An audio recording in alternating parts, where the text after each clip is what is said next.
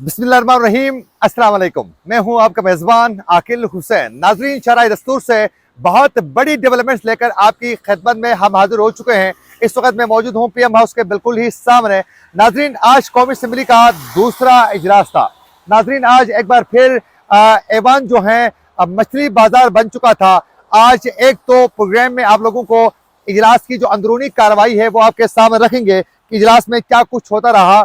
उसके साथ साथ आज खैबर पख्तूनख्वा के वज़ीर आला का इंतखाब हो चुका है। कौन वज़ीर आला बना है और वज़ीर आला बनते ही किसकी गिरफ्तारी के अहकामात अदालत से बाकायदा जारी हो चुके हैं, ये भी आप लोगों को बताएंगे। उसके साथ साथ मुस्लिम लीग नून और आज एमकेएम पाकिस्तान के दरमियान एक अहम बहुत बड़ा आज माहिदा हो चुका है। इस माहिदे के बाद पीपल्स पार्टी की पोजीशन क्या होगी, ये भी आप लोगों को बताएंगे। उसके अलावा आज ऐवान में हिज़्ब इक़्तिदार और हिज़्ब इख्तिलाफ की पोजीशन कैसे आज वाज़ेह हो चुकी है, इसकी भी तफसीलात आपके सामने रखेंगे।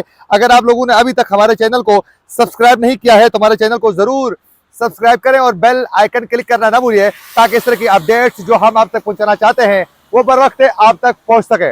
अगर आप लोग हमारे वीडियो को लाइक या फिर शेयर कर लेते हैं तो उससे यकीनन हमारी हौसला अफजाई होगी और हम मजीद रिसर्च करके अच्छे प्रोग्राम्स बर वक्त आप तक पहुँचाने की पूरी कोशिश करेंगे।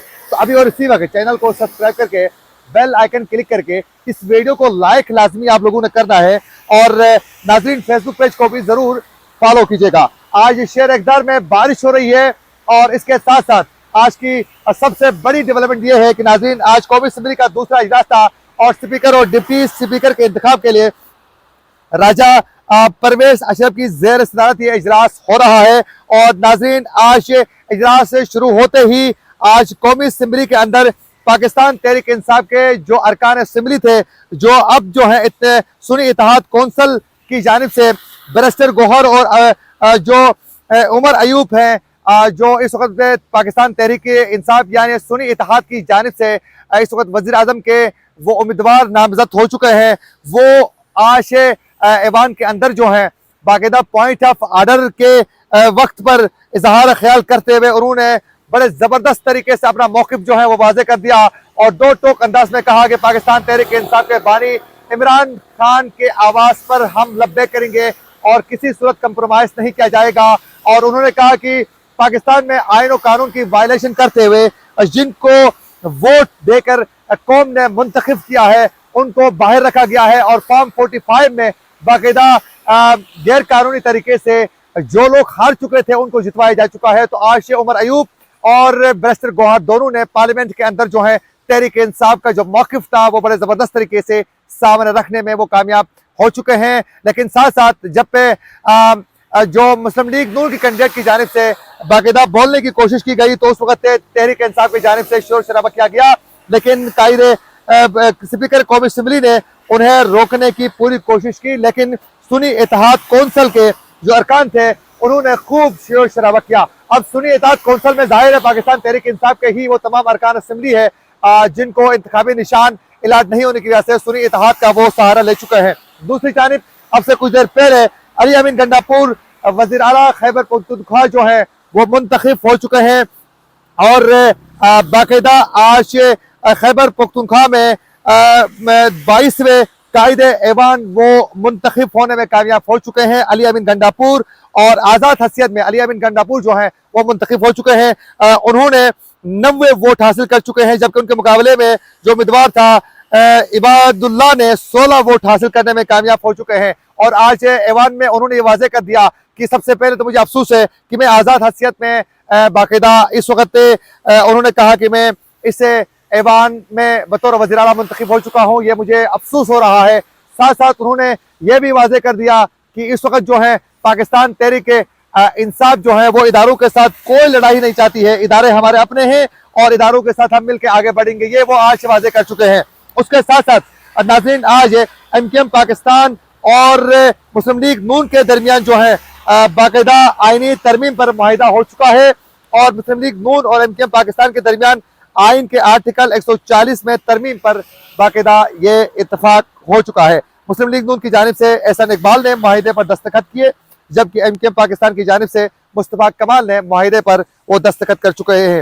मुआहिदे के मुताबिक आर्टिकल 140 के तहत सूबों को दिए जाने वाले फंड्स जिली हुकूमतों को दिए जाएंगे। ये बाकायदा इनके दरमियान इतफाक हो चुका है। मुस्लिम लीग नून ने माहिदे के बाद एमक्यूएम पाकिस्तान ने स्पीकर और डिप्टी स्पीकर को वोट देने का बाकायदा फैसला जो है वो कर लिया है, क्योंकि इससे पहले एमक्यूएम पाकिस्तान की जानिब से इस माहिदे से पहले वोट में हिस्सा न लेने के बारे में उन्होंने ये बाकायदा फैसला वो कर चुके थे। तो आज बाकायदा एमक्यूएम पाकिस्तान की जानिब से ये वाज़ेह हो चुका है कि वो इस इलेक्शन में जरूर कौमी असम्बली के स्पीकर और डिप्टी स्पीकर के इंतखाबात में जाहिर है जो पीपल्स पार्टी और मुस्लिम लीग नून की जानिब से जो इस वक्त नामजद उम्मीदवार है अयाज सादिक को वो वोट कास्ट करेंगे।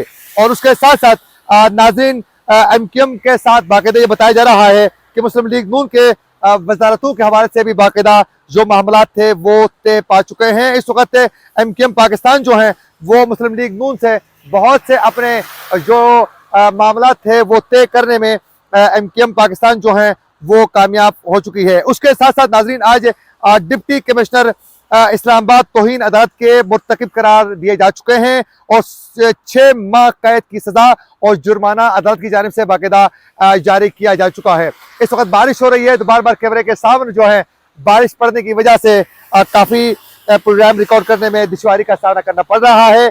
उसके साथ साथ नाजरीन आज इस्लामाबाद हाईकोर्ट ने तौहीन अदालत केस में डिप्टी कमिश्नर इस्लामाबाद को 6 माह की कैद की सजा के साथ साथ जुर्माना भी बाकायदा आयद कर दिया है। इस्लामाबाद हाईकोर्ट ने शहरयार अफरीदी की गिरफ्तारी के लिए MPO ऑर्डर जारी करने पर DC इस्लामाबाद के खिलाफ तौहीन अदालत केस का फैसला सुनाते हुए DC इस्लामाबाद को तौहीन अदालत के मुर्तकिब करार दे दिया है।